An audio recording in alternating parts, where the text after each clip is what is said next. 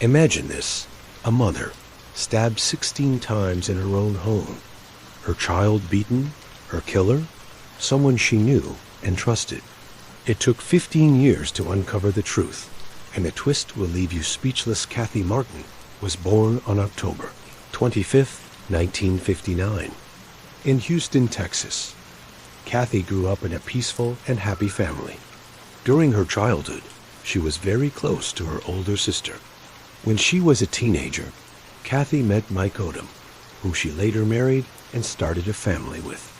After the wedding, the two settled in a quiet suburb outside of Houston and soon had a daughter and a son. After the birth of their second child, Kathy stayed home to take care of the children while Mike worked at her father's small sign factory. On March 3, 1987, Kathy stayed home to care for the children as usual. Mike went to work and then met up with friends at a bar. He called Kathy from a pay phone, but she didn't answer. Worried, Mike called their neighbor, Tim Robinson, and asked him to check on her. Tim went to the house, knocked on the door, but no one answered. He looked through the window and saw the TV still on, but got no response. Tim drove around looking for police patrols and eventually found one. The police entered the house and found Kathy's older daughter unconscious on the sofa, traumatized, but alive. In the bedroom, the younger child was safe in her crib. In another room, they found Kathy dead, covered in blood, naked, with her arms tied with a light cord. The investigation revealed no forced entry. All doors and windows, except the front door, were locked.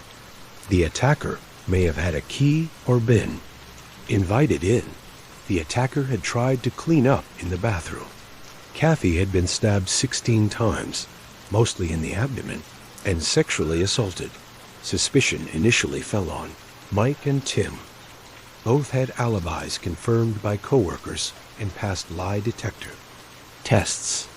Attention turned to Greg, Kathy's brother-in-law, who had made inappropriate advances toward her. Evidence like Greg's fingerprints and hair at the scene could not prove guilt because he often visited.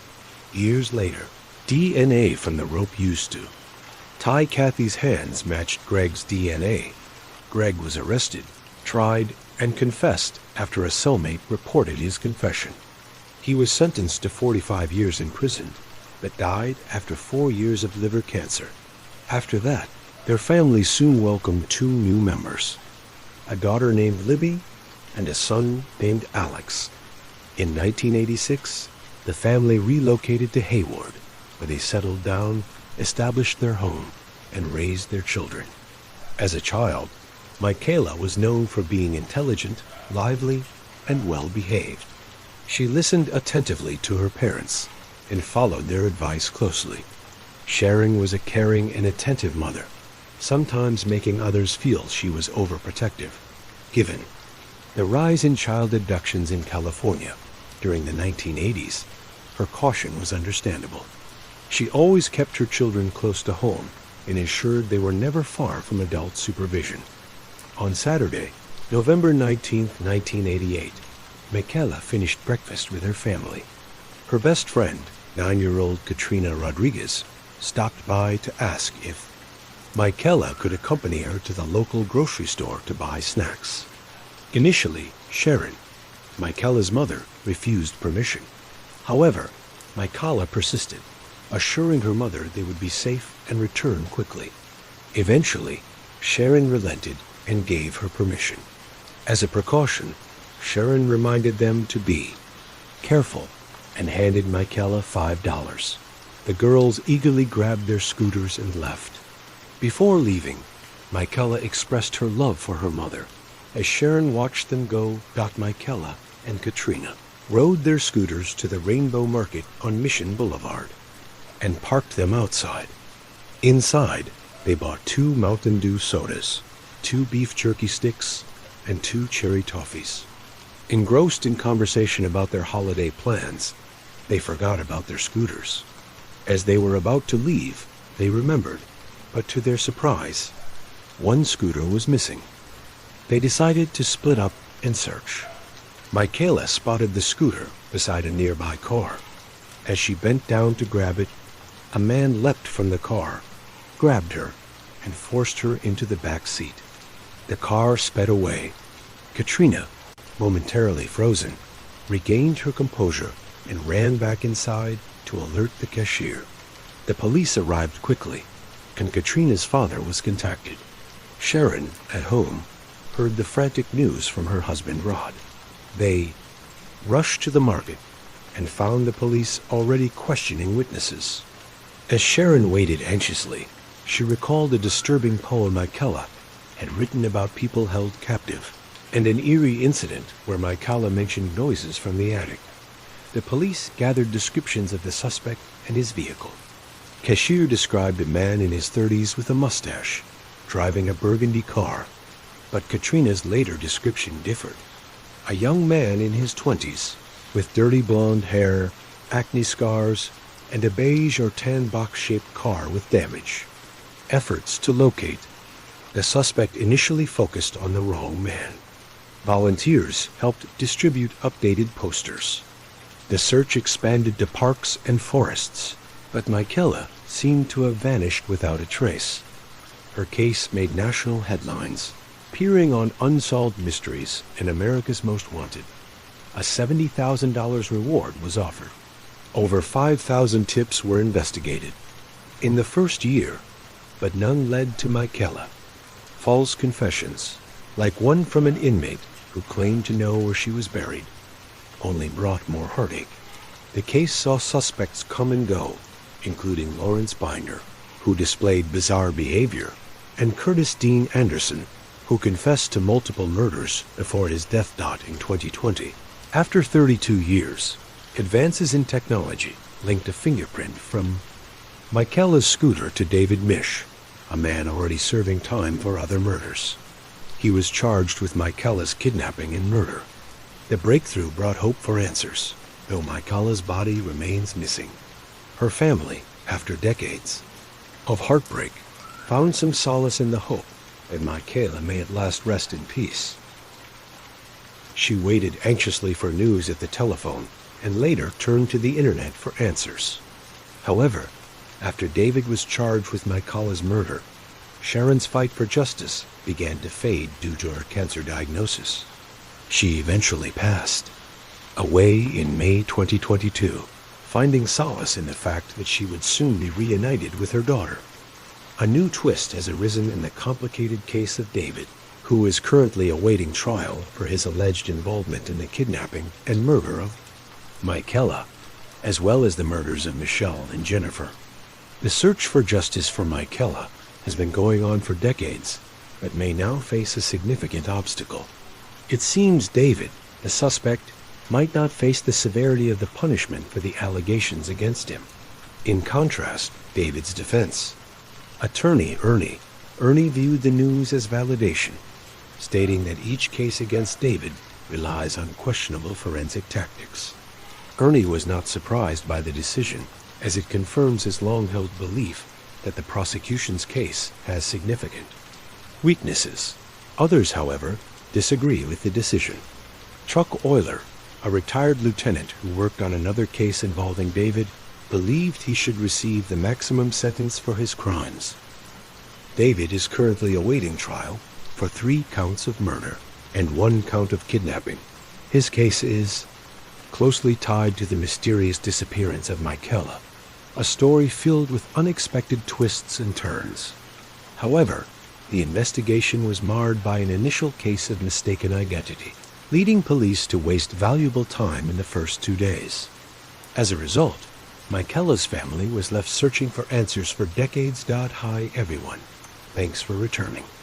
Let's unravel another perplexing mystery. The case of Michelle Hadley.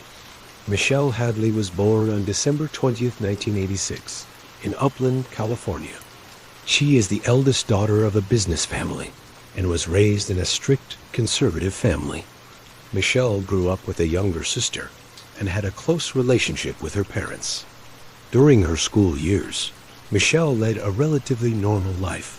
Michelle's friends describe her as polite and kind, with a straightforward personality, who always says what she thinks. Whenever there are disagreements, she tries to resolve them.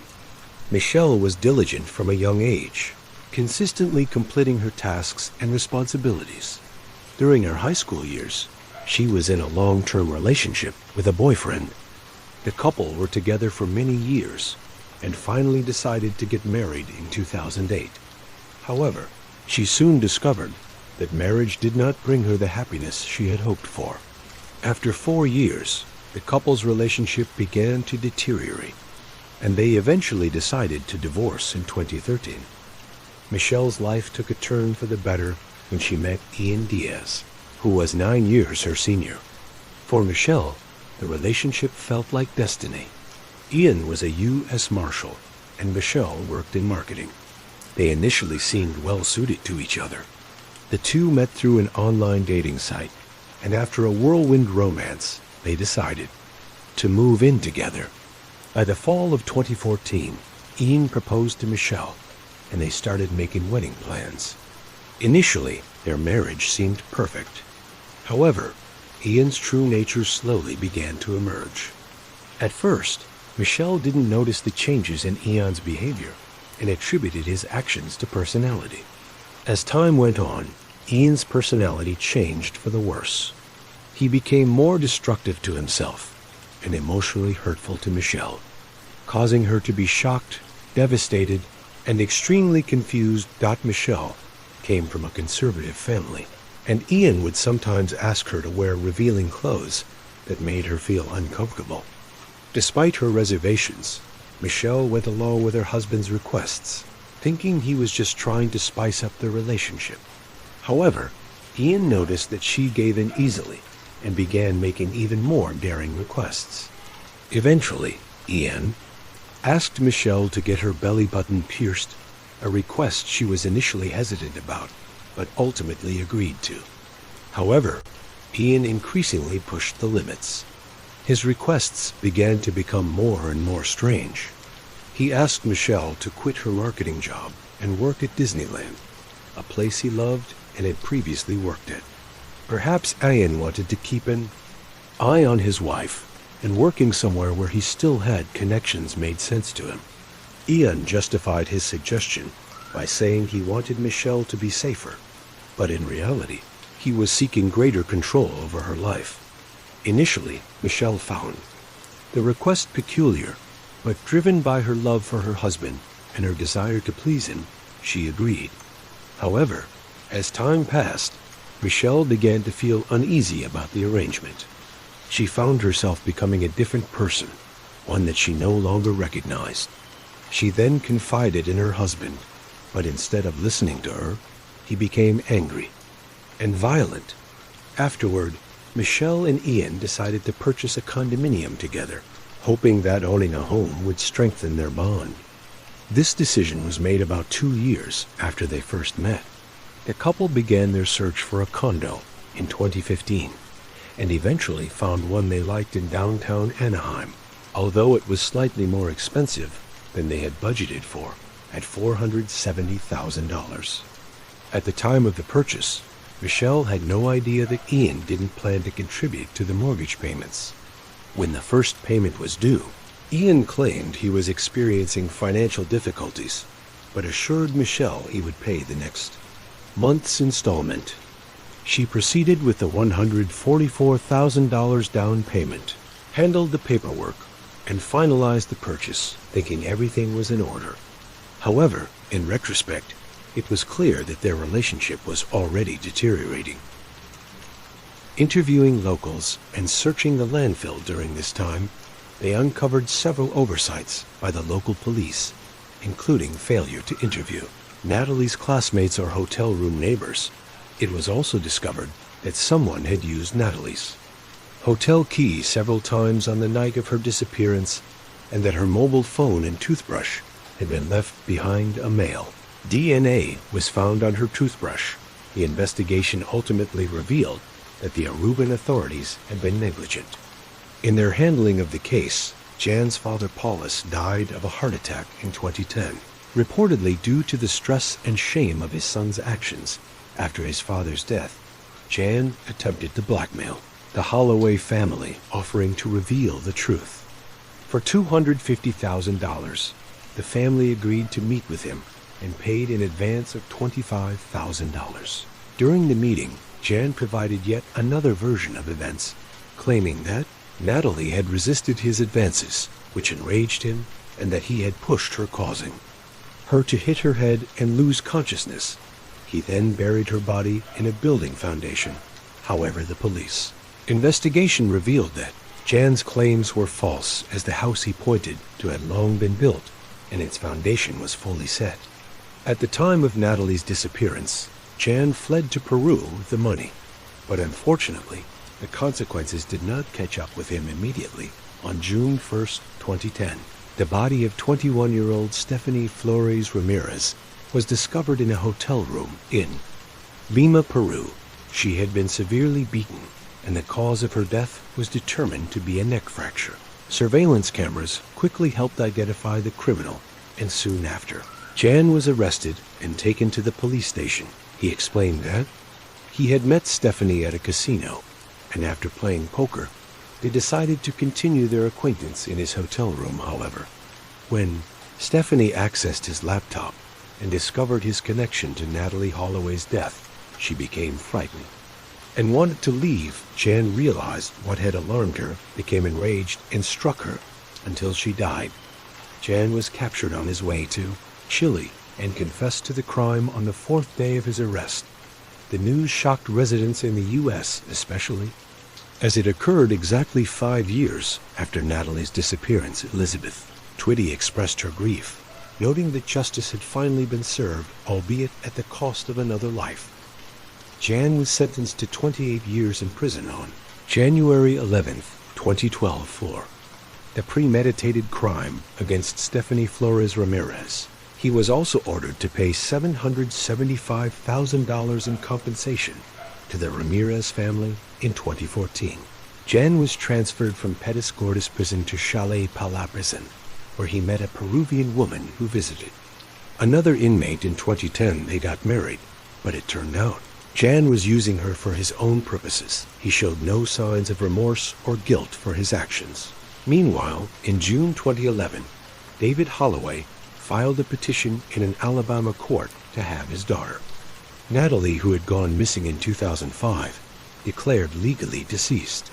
Natalie's mother opposed this, hoping that Jan would confess to the crime and face trial after a hearing Judge Alan King ruled in favor of the declaration on January 12, 2012. On June 8, 2023, Jan was extradited to the United States and placed in Hoover City Jail in Alabama. The next day, he was charged with extortion and wire fraud, but he pleaded not guilty.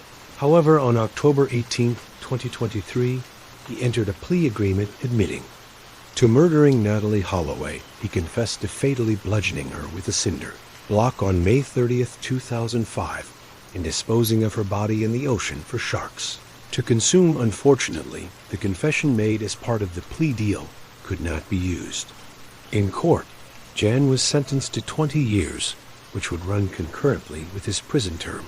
In Peru, Natalie Holloway's disappearance remains one of the most notorious missing person cases in the U.S., and it is still an open case in Aruba. A series of cover-ups, corrupt deals, and bureaucratic delays effectively allowed the murder of an innocent young woman to go unpunished, despite global attention to the investigation.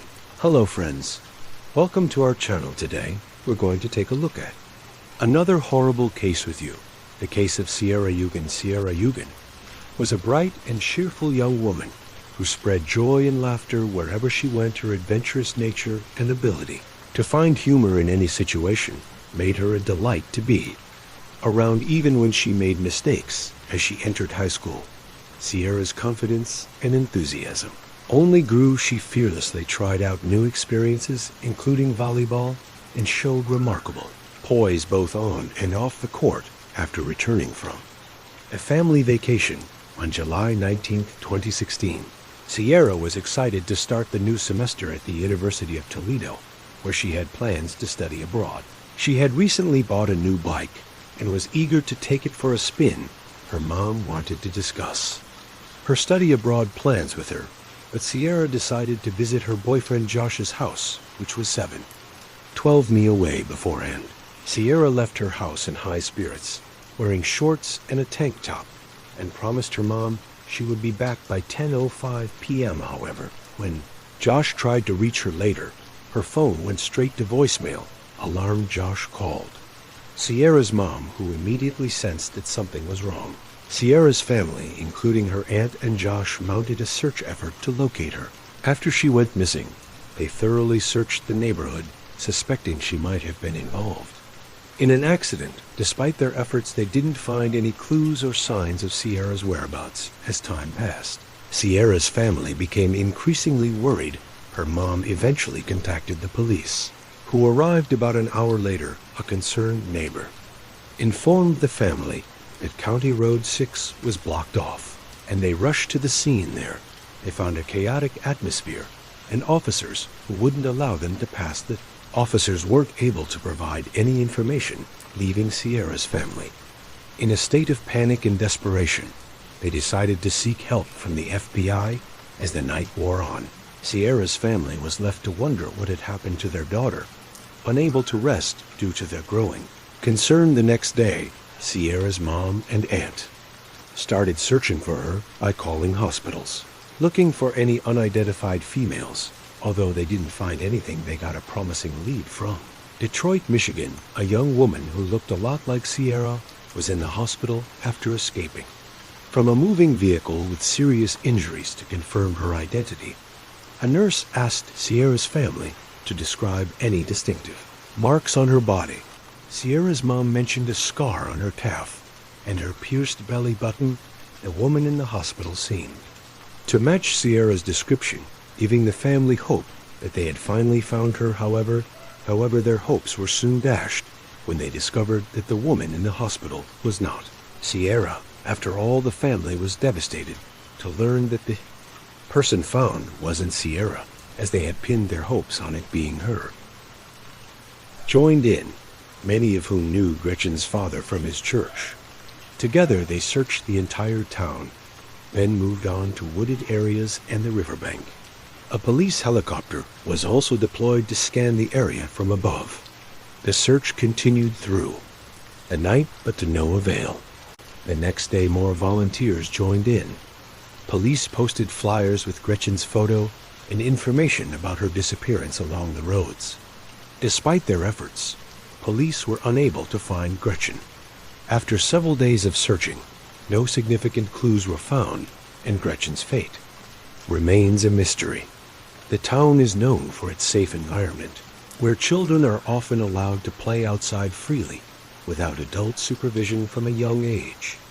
However, this sense of security was shattered when Gretchen went missing. Some people thought she might have run away from home, while others believed she had gone swimming in the river and drowned.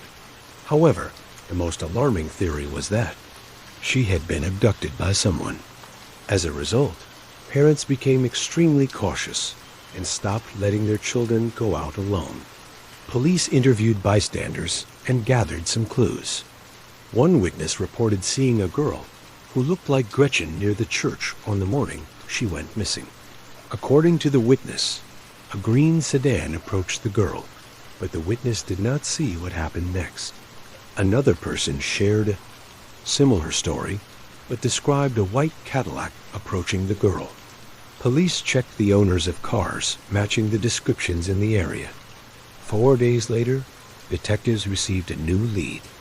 A resident of Westchester, a town 30 minutes from Raw, contacted police and reported finding children's shorts matching the description of Gretchen's clothing. Police immediately showed Gretchen's mother the shorts, but she confirmed that they did not belong to her daughter. The investigation into Gretchen's disappearance stalled with no progress for several weeks.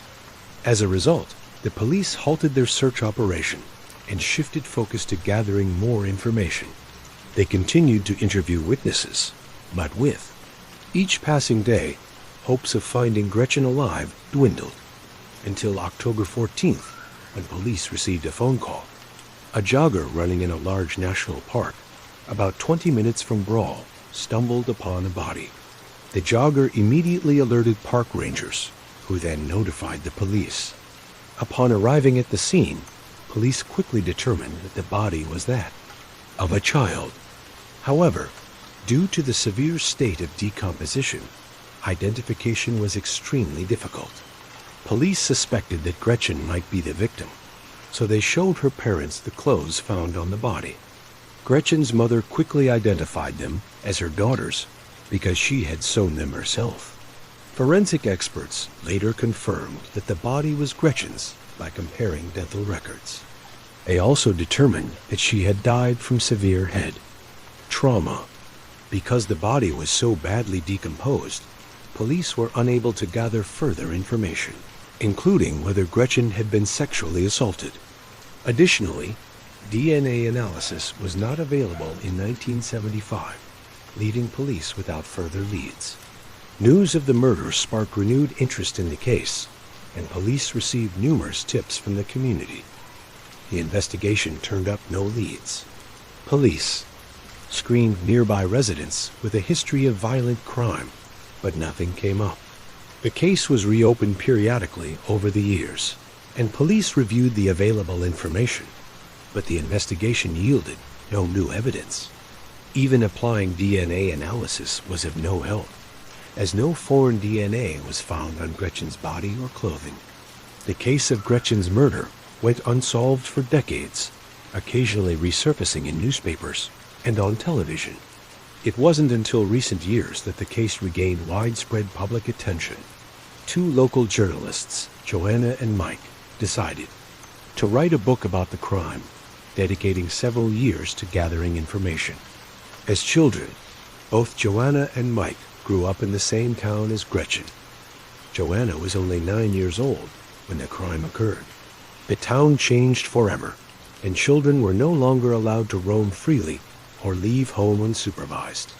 This fear lasted for years, leaving a lasting impression on the townspeople. To write their book, Joanna and Mike had access to the case files and interviewed individuals involved in the investigation. By carefully piecing together the events surrounding Gretchen's disappearance, they were able to reconstruct the entire story. The book, released in 2022, brought attention to Gretchen's case. Months later, a woman contacted police about Gretchen. The woman said she was 10 years old at the time of the murder and lived near Gretchen's home. She was friends with Gretchen and her sisters, as well as many other kids in the area. She often slept over at friends' houses. One night, while at a friend's house, she woke up in the middle of the night, feeling someone touching her. When she opened her eyes, she saw their father standing in front of her, who quickly left. The next day, she stayed another night, and the friend's dad continued to come into her bedroom and started touching her. The next morning, she told one of her sisters, who was surprised because it happened quite often with her friends. When the woman returned home, she shared her story with her parents. Instead of going to the authorities, they banned her from ever going to her friend's house again. This was just a week before Gretchen went missing. The woman eventually revealed the identity of the man, David Zanstra, the same pastor who taught at Sunday school. She also shared that a month after Gretchen went missing, one of her friends told her about an incident where a man tried to kidnap her. The girl refused to get into his car and later confided to her friends that the real culprit was David Zanstra. The woman provided her personal diary as evidence, with a diary entry on September 15, 1975, documenting her friend's request to keep the encounter secret due to fears of potential harm from Zanstra. Upon receiving this new information, the police reopened the investigation. Reviewing the case files, detectives discovered several suspicious factors that indirectly implicated David Zanstra. It was David who reported Gretchen missing, providing a detailed description of her clothing, despite claiming he hadn't seen her that day. His description was confirmed by the discovery of her body, dressed exactly as he had described. Police examined David closely. He initially claimed he hadn't seen Gretchen the morning of her disappearance. His alibi gave him enough time to kidnap kill, dump her body in the park, and return to teach. The investigation revealed that David and his family had moved to another state just months after Gretchen went missing. This sudden move, combined with his ownership of a green scooter, attracted police attention. Police decided to question David, now 83 and living in Georgia. During questioning, David denied all accusations, but confronted with the evidence, including the woman's testimony and allegations of molesting his own daughter, David's demeanor changed. After 48 years of silence, he confessed. He described luring Gretchen into his car, driving her to a secluded park, assaulting and killing her, and hiding her body before returning to teach at church. Police arrested him for Gretchen's murder and obtained a DNA sample to compare with other unsolved cases. They linked him as a suspect in the disappearance of other girls, but found no concrete evidence. The trial for Gretchen's murder has not yet begun. David's attorney is trying to delay the process, advising him to withdraw his confession. If this happens, the trial could drag on for years, and given his age, he may not live to see the verdict. As he approached, he recognized Karina's phone. Maybe she lost it and just didn't let them know. Philip approached, headed toward police officers, deciding to continue picking his way through the thicket, stepping into the grass as he ventured. Further, Philip stumbled upon something soft, a partially undressed female body lying face down. When he turned it over, a familiar face stared back at him. A desperate scream escaped from his father's chest. It was Karina. She hadn't simply lost her phone, as he had initially believed. His little girl didn't answer her phone because life had been cruelly taken from her. The crushing realization of what had transpired overwhelmed. The dark mode tailies, the police, hearing the screaming and yelling, quickly rushed to him. They dragged Philip away from his daughter's body, explaining that it was now a crime scene. They emphasized that anything in the vicinity could be considered evidence and implored him not to touch anything to prevent tampering. On the journey home, the dark mode tailies was lost in thought, tormented by how to break the news of their daughter's death to his wife. Images of past memories flooded his mind. He recalled vividly how on July 12, 1986, in Queens, their second daughter was born. From an early age, Philip had been proud of Karina. She was obedient and well-mannered. He remembered taking her to school for the first time and how excellently she performed. Academically, her strong educational foundation enabled her to earn advanced degrees. Karina graduated from St. John's University with a master's in speech pathology. She always dreamed of aiding children and worked tirelessly with autistic kids.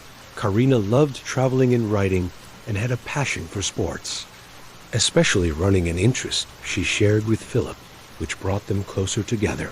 He recalled how closely he scrutinized her suitors out of paternal jealousy, eager for her to find true love and eventually establish a strong family. His own with Kathy, he hoped for wonderful grandchildren. The return journey felt endless as they approached the house. The dark mode tailies paused at the entrance and took a deep breath. Fortunately, he didn't need to explain anything to her. She understood everything from her husband's face. Kathy cried, approached her husband, and hugged him soon. Karina's relatives and friends learned of the incident. They struggled to recover from the shock. Believing in the sudden death of the young woman was hard, let alone its violent nature. Miss Vitrano had been subjected to a brutal attack. This was the conclusion reached by investigators at first glance. It was obvious that the woman had resisted even in death. Her fists remained clenched. Bruises and abrasions were found on her once young and healthy body, and her athletic clothing was torn. The autopsy showed that the back of the victim's skull had been damaged by a blunt object, probably a stone. However, the cause of death was asphyxiation. A clear mark was visible on the woman's neck. The forensic examination also revealed the intimate nature of the crime. Violence. The experts' findings confirmed the police's initial suspicions. Earth and grass were found under the victim's fingernails, probably in an attempt to free herself from her attacker's grip. and escape. Specialists examined her mouth and found teeth. Knocked out and cracked in places, she had clearly bitten to defend herself. Even the woman's neck was covered with numerous scratches she was grabbing with her hands, trying to force her attacker to let go of her. Shortly after this tragedy, new information leaked to the media from Princeton, Massachusetts. Another jogger's body was found among tall grass. The woman had apparently also been out for a walk in a secluded place and suffered a similar fate at first glance. These cases seemed identical, raising questions about another potential serial offender in the United States. Geneticists took charge of the case, tasked with comparing DNA samples collected from the crime scenes. Fortunately, unidentified samples were found on both victims, contrary to police expectations. The analysis showed no connection between the crimes. It turned out that the DNA samples belonged to different individuals. It's well known that most lethal crimes are committed by someone close to the victim. Thus, police couldn't ignore any possibility to this. And the victim's father provided his DNA, since he was first to discover his daughter's body. Later on, all of her relatives also underwent a DNA test, which yielded no matches. Detectives then decided to interview Karina's family and friends to find out if she had any enemies or ill-wishers. It turned out there were none. She was respected and loved by everyone. Investigators developed a new theory: someone acted on base motives upon meeting Karina in a secluded place and attacked her feelings stuck. They sought public help by offering a $10,000 reward for information leading to the perpetrator. The initiative received widespread response. Detectives explored some 250 leads, conducted 600 genetic tests, and compiled more than 1,700 reports, all to no avail. It seemed like the perpetrator hadn't committed crimes before, or at least hadn't been caught for them, complicating things. Further, a utility worker approached the police station with significant information. At the time of Miss Vetrano's death, he found himself in a restricted area of the park one day. Suddenly, a man emerged from the bushes and took off running in a Lee direction. Because of his testimony, the New York Police Department created and distributed a sketch of the suspect in December 2016. However, they considered that the person shown in the sketch might have just been a passerby caught at the wrong place and time. Unfortunately, releasing the sketch didn't provide any new leads, and the investigation fell into another long stalemate. The Federal Bureau of Investigation joined in to help solve Karina Vetrano's case. At first, they developed a psychological profile of the perpetrator. According to FBI experts, this individual was very familiar with the area, especially the park where everything occurred, suggesting he might live or continue to live nearby, fearing capture. Now he seems to avoid that area. It was evident he knew that the quiet and partially overgrown territory was perfect for hiding his actions. Based on this idea, police conducted screenings among local African-American men. However, this didn't bring about any breakthroughs.